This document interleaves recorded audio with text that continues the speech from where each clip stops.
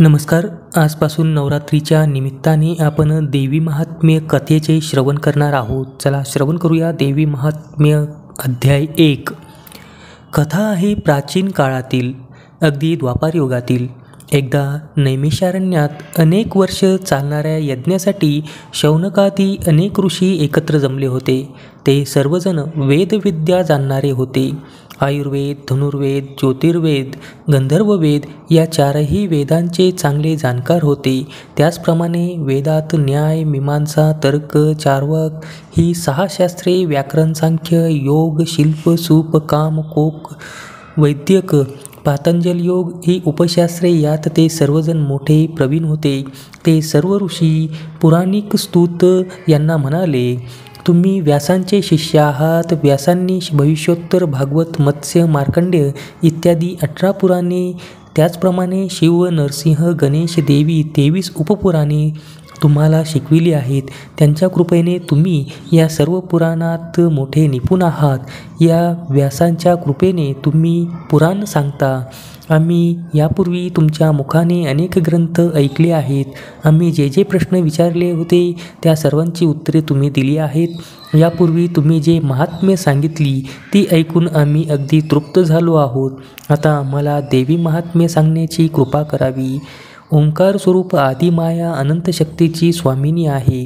तिने अनंत अवतार घेऊन आपल्या भक्तांचे रक्षण केले आहे, आजही करीत आहे. महाकालीने भगवान विष्णूच्या देहापासून अवतार घेतला व विष्णूच्या हस्ते मधुकैटभ या दैत्याचा वध केला. हा देवीचा पहिला अवतार. ती अवतार कथा आम्हाला विस्ताराने सांगा. देवीने आणखी कोणकोणती अवतार घेतले त्या सर्व अवतार कथा आम्हाला ऐकण्याची इच्छा आहे. श्री व्यासांच्या कृपाप्रसादाने तुम्ही त्रिकालज्ञानी आहात, त्यामुळे तुम्ही हे सर्व सांगू शकाल. त्या नैमिषारण्यात शौनकादी ऋषींनी अशी विनंती केली असता सूतांना अतिशय आनंद झाला. त्यांनी श्री देवी महात्म्य सांगण्यास प्रारंभ केला. सूत म्हणाले, आता तुम्ही मला जे विचारले तेच पूर्वी सर्व ऋषींनी मार्कंडेय ऋषींना विचारले होते. मार्कंडेयांनी सांगितलेली कथा मार्कंडेय पुराणातील आहे. व्यासांनी ती कथा जशी सांगितली तशीच मी तुम्हाला सांगत आहे. हे देवी महात्म्य अत्यंत पवित्र असून त्याला सप्तशती असे म्हणतात. 700 महामंत्र असलेले हे महास्तोत्र वेदव्यासांनी सांगितले आहे. या 700 श्लोकांचे महात्म्य ब्रह्मादिकांनाही कळत नाही. या देवी महात्म्याचे मोठ्या श्रद्धेने जो पठण करील त्याला 4ही पुरुषार्थांची प्राप्ती होईल. सर्व कामना, इच्छा पूर्ण होतील.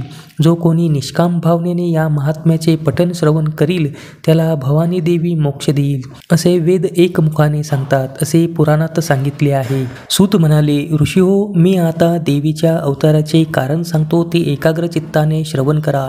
ब्रह्मा, विष्णू व महेश हे देवीचेच पुत्र. त्यांच्यावर संकट आले असता देवी अवतार घेते. दुष्टांचा नाश करून अधर्माचा नाश व धर्माची स्थापना करीत असे व आपल्या भक्तांचे रक्षण करीत असे. याविषयी मी आता प्राचीन इतिहास सांगतो. ब्रह्मकल्पातील 14 मन्वंतरातील सूर्यपुत्र सावर्णी मनू हा 8वा मनू. त्याची जन्मकथा सांगतो. देवीच्या कृपेने हा सावर्णी मनू राजा झाला. त्याला ध्रुवासारखे अढळ राज्य मिळाले होते. त्याच्या पूर्वजन्माची कथा सांगतो, ती ऐका. पूर्वी स्वारोचिष मन्वंतरामध्ये सुरथ नावाचा राजा होता. तो उदार, प्रजापालन दक्ष, सत्यवादी, कर्मनिष्ठ, ब्राह्मणांची पूजा करणारा, गुरुभक्त, दानशील होता. तो कुणाशीच शत्रुत्व करीत नसे. तो धनुर्वेदात पारंगत होता. तो आपल्या प्रजेचे पुत्रवत पालन करीत असे. असे असतानाही क्षत्रिय, राक्षस, यवन यांनी आपली प्रचंड सेना उभारून राजाशी शत्रुत्व सुरू केले. त्यांनी युद्धनीतीची पर्वा न करता अन्यायाने सुरथाचे राज्य घेण्याची तयारी केली. राजा ही आपले सैन्य घेऊन युद्धाला सामोरे गेला. त्याचे शत्रूंशी प्रचंड युद्ध झाले.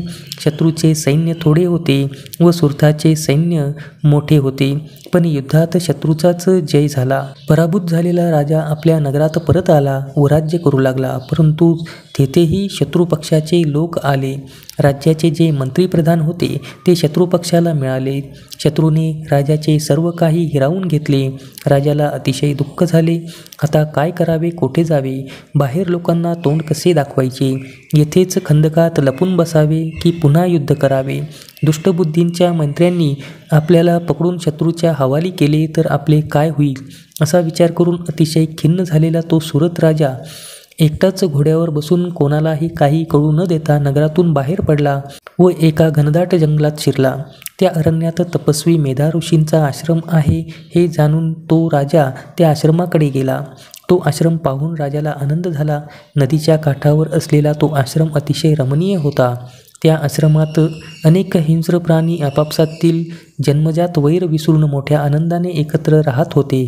असा तो आश्रम पाहून सुरत राजाला अतिशय आनंद झाला.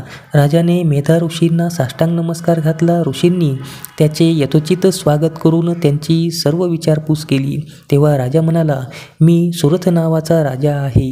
शत्रूंनी माझा पराभव केला, त्यामुळे राज्यगृह, पत्नी या सर्वांचा त्याग करून मी आपणास शरण आलो आहे. आपल्या आज्ञेनुसार मी वागेन. मेधा ऋषी म्हणाले, राजा तू कसलीही चिंता करू नकोस. येथे तुझे शत्रू येणार नाही. राजा येथे हिंसा मात्र करायची नाही. मेधा ऋषींनी असे सांगितले असता सुरथ राजा निर्भय होऊन त्या आश्रमात राहू लागला. एकदा तो राजा आश्रमातील वृक्षाच्या सावलीत बसला असता त्याला आपल्या घरादाराची आठवण झाली आणि तो अतिशय चिंतातूर होऊन विचार करू लागला. शत्रूंनी माझे राज्यहरण केले, त्यामुळे माझे सगळे प्रजाजन अगदी त्रासून गेले असतील. माझे प्रधान सेवक शत्रूच्या अधीन झालेले आहेत. त्या शत्रूंनी द्यूत, मद्य, वैश्या व्यसनात माझी सगळी संपत्ती खर्च करून टाकली असेल. ते शत्रू व माझे मंत्री हे पापी असल्यामुळे सत्याने वागत नसतील. अशा प्रकारे तो राजा चिंता करीत बसला होता. त्यावेळी एक दुःखी कष्टी झालेला वैश्य तेथे आला. त्याचे नाव समाधी. राजाने त्याची सगळी विचारपूस केली व तू असा दुःखी कष्टी का झाला आहेस असे विचारले. त्यावर तो वैश्य म्हणाला, मी वैश्य जातीचा असून माझं नाव समाधी आहे. मी खूप श्रीमंत, धर्मशील, सत्यवादी, सरळ स्वभावाचा असतानाही धनलोभी व दुष्ट असलेल्या माझ्या बायका मुलांनी व नातलगांनी माझा त्याग केल्यामुळे मी वनात आलो आहे. मी येथे आल्यामुळे माझ्या कुटुंबाची काही खुशाली मला समजत नाही. माझ्या कुटुंबाला आता कोणाचाही आधार नाही. माझ्या वियोगाने ते अत्यंत दुःखी, चिंताग्रस्त, शोकाकुल झाले असतील. या काळजीने माझ्या मनाला थोडीही शांती मिळत नाही. माझ्या कुटुंबाला मी कधी बरे पाहीन. राजा म्हणाला, अरे ज्या दुराचारी बायका मुलांनी तुझा त्याग केला त्यांना पाहून तुला कसे सुख प्राप्त होणार आहे. समाधी म्हणाला, तू म्हणतोस ते खरे आहे, परंतु माझे मन मोहमाया सोडित नाही. ज्यांनी मला घालून दिले, माझी सगळी संपत्ती हडप केली, त्यांच्या स्नेहात माझे मन अडकते आहे. या मोहाचे, स्नेहाचे काय कारण हे मला समजत नाही. मग सुरत राजा व समाधी वैश्य मेधा ऋषीकडे गेले. त्यांनी ऋषींना साष्टांग नमस्कार घातला. राजा हात जोडून मेधा ऋषींना म्हणाला, मुनिवर्य, माझ्या मनात एक शंका आहे, त्याचे उत्तर आपण द्यावे अशी माझी प्रार्थना आहे. मुनिवर्य, माझे मन अतिशय चंचल आहे. ते क्षणाक्षणाला मला मोहात पाडते. राज्यातील सर्व गोष्टी क्षणिक व नाशवंत आहेत हे मला माहीत असूनही त्याच्याबद्दल मोह सुटत नाही, स्नेह कमी होत नाही. याचे काय कारण? हा मोह कसा निर्माण होतो? माझ्यासारखीच या वैश्याची अवस्था आहे. त्याच्या बायका मुलांनी त्याचे सगळे धन हरण केले व त्याला घराबाहेर काढले, पण याला त्याचा मोह सुटत नाही. हा वैश्य आपल्या बायका मुलांविषयी शोक करीत आहे व माझी अवस्था अगदी तशीच आहे. आम्ही दोघेही ज्ञानी आहोत, पण मोहपाश सुटत नाही. याचे काय कारण? सुरत राजाने असे विचारले असता ऋषी म्हणाले, याचे उत्तर पूर्वी मार्कंड्यांनी शिष्यांना सांगितले आहे. सुतांनी शौनकादी ऋषींना सांगितले होते. तेच उत्तर आता मी देतो. हे राजा, या सर्वांचे कारण ती भुवनेश्वरीच आहे. सर्व प्राणी मात्रात तीच वास्तव्य करते. सर्व प्राणी मायेने व्याप्त आहे. आता मोह कशामुळे निर्माण होतो असे विचारले आहेस, त्याचे उत्तर मी देतो. महामायेपासून मोह निर्माण झाला. ज्ञानीजनांनी अंतःकरणे ही मोहमाया मोहित करते. ब्रह्मा, विष्णू, महेश हे ज्ञानी असूनही माया मोहित होतात व जगात भ्रमण करीत असतात. हे आदिमाया ज्ञानरूपी अनंत ब्रह्मांडाची स्वामिनी असून हिच्या केवळ इच्छेनेच बद्ध लोक मुक्त होतात. ब्रह्मा, विष्णू, महेश हे तिचे पुत्र असून तिने त्या तिघांना विश्वाची उत्पत्ती, स्थिती व प्रलय हे 3 कार्य नेमून दिले आहेत. सुरत राजा म्हणाला, मुनिवर्य, त्या महामायेची उत्पत्ती कशी झाली, कोणापासून झाली हे सर्व ऐकण्याची इच्छा आहे. हे सर्व सविस्तर सांगण्याची कृपा करावी. सुरत राजाने असे विचारले असता ते म्हणाले, राजा, खरे पाहता ती महामाया देवी नित्यस्वरूप आहे. तिचा जन्म मरण काहीच नाही. तिने संपूर्ण विश्वाला व्यापले असून तिच्या इच्छेने जगाची उत्पत्ती, स्थिती व प्रलय होतो. ती अनेक रूपांनी प्रकट होत असते. ती नित्य आहे. तिला जन्म नाही, पण वेळोवेळी ती देवकार्यासाठी उत्पन्न होते. म्हणून लोक तिला देवी उत्पन्न झाली असे म्हणतात. ती केवळ इच्छेनेच सर्वांचा संहार करते. तिच्या गुणांचे जे श्रवण पठण करतात त्यांचा उद्धार होतो. ती श्रीहरींची योगनिद्रा आहे. पूर्वी त्रैलोक्याचा लय होऊन सर्व विश्व जलमय झाले. देवादिदेव नारायण शेषशय्येवर निद्रिस्त झाले होते. तेव्हा त्यांच्या कानातील मळापासून मधुकैटभ नावाचे 2 दैत्य निर्माण झाले. ते दैत्य महाभयंकर होते. त्यांचे सामर्थ्य अफाट होते. ब्रह्मदेवाला पाहताच ते त्यांना ठार मारण्यासाठी धावून गेले. ब्रह्मदेव विश्वाचे निर्माते. श्रीहरींच्या नाभिकमळावर त्यांचे वास्तव्य. मधुकैटभ दैत्यांना पाहताच ते भयभीत झाले. आपले रक्षण करावे म्हणून त्यांनी श्रीहरी विष्णूंचा धावा केला, पण विष्णू योगनिद्रेत होते. काही केल्या ते जागे होईना. आता काय करावे, कोणाला शरण जावे, आता आपले रक्षण कोण करणार, अशा विचाराने काळजीत पडलेले ब्रह्मदेव विचार करू लागले. ज्या योगनिद्रेने विष्णूला निद्रिस्त केले आहे ती योगनिद्राच विष्णूची स्वामिनी आहे. म्हणून त्या योगनिद्रेचे आदिशक्तीचे स्तवन करावे, म्हणजे ते विष्णू निद्रामुक्त होऊन त्या दैत्याशी युद्ध करतील, असा विचार करून ब्रह्मदेवाने योगनिद्रेचे स्तवन केले. ब्रह्मदेव म्हणाले, हे देवी जगदंबे, तुला माझा नमस्कार असो. तूच स्वाहा स्वदा वषटकार आहेस. सर्व स्वर तूच आहेस. तूच जीवनदायी सुधा आहेस. हे देवी, तू ओंकार स्वरूप आहेस. तूच ब्रह्मा विष्णू महेश या 3 देवांना धारण करते, म्हणून तुला त्रिधा असे म्हणतात. पंचमहाभूते, शक्ती, काळ तुझ्या सत्तेने चालतात. सत असत ज्या काही वस्तू आहेत त्यांची शक्ती तूच आहेस. माते, या विश्वाला निर्माण करणारा जो नारायण, त्यालाही तू निद्राधीस केले आहेस. अशा तुझे स्तवन करण्यास कोण बरे समर्थ आहे?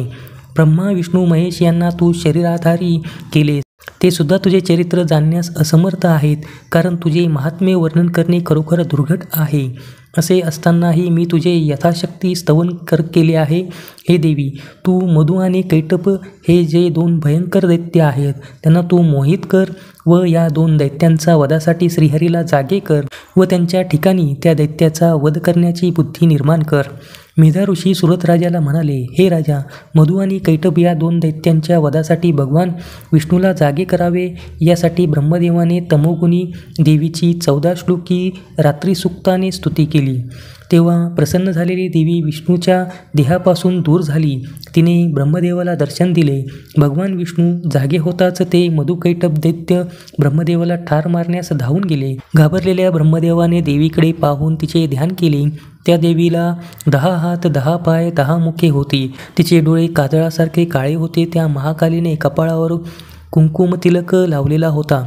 तिचे स्वरूप अतिभयंकर होते. तिच्या 10 हातात खडग, बाण, गदा, शूळ, चक्र, शंख, भुशुंडी, परीघ, धनुष्य ही शस्त्रे होती. 10व्या हातात रक्त गळत असलेले मुंडके होते. अशा देवीची जो पूजा करतो त्याला ती अवघे त्रैलोक्य देते. ते मधुकैटभ दैत्य ब्रह्मदेवावर धावून गेले तेव्हा भगवान विष्णू त्यांच्याशी युद्ध करू लागले. ते परस्परांवर अनेक शस्त्रप्रहार करीत होते. बाहुप्रहार, मुष्टीप्रहार, लत्ताप्रहार करीत होते. अशा प्रकारे मधुकैटभ आणि विष्णू यांचा 5000 वर्ष घनघोर युद्ध चालू होते. मदोन्मत्त असे ते दैत्य हार मानत नव्हते. मग महामायेने त्या दैत्यांना मोहित केले. महामायेने मोहित केलेले ते दैत्य विष्णूला म्हणाले, हे विष्णू, आम्ही तुझ्या पराक्रमाने संतुष्ट झालो आहोत. तुला हवं असेल तो वर माग. भगवान विष्णू म्हणाले, हे दैत्यानो, तुम्ही जर माझ्यावर संतुष्ट झाला असाल तर माझ्या हातून तुमचा वध व्हावा. मला आणखी दुसरा वर नको. दैत्य म्हणाले, तू निर्जल प्रदेशावर आमचा वध केलास तर आम्ही मारले जाऊ. विष्णू म्हणाले, दैत्याने, मी विशाल व निर्जल प्रदेशावर तुझा वध करतो. असे सांगून विष्णूंनी आपल्या मांड्या विशाल करून जलावर निर्जल प्रदेश निर्माण केला. मग त्या 2 दैत्यांना आपल्या मांडीवर घेऊन विष्णूने आपल्या चक्राने त्यांचा वध केला. अशा प्रकारे ब्रह्मदेवाच्या स्तवनाने महाकाली प्रकट झाली. हा देवीचा पहिला अवतार. हे महाकालीचे आख्यान जे भक्तिभावाने श्रवण पठण करतील ती सर्व संकटे नाहीशी होतील.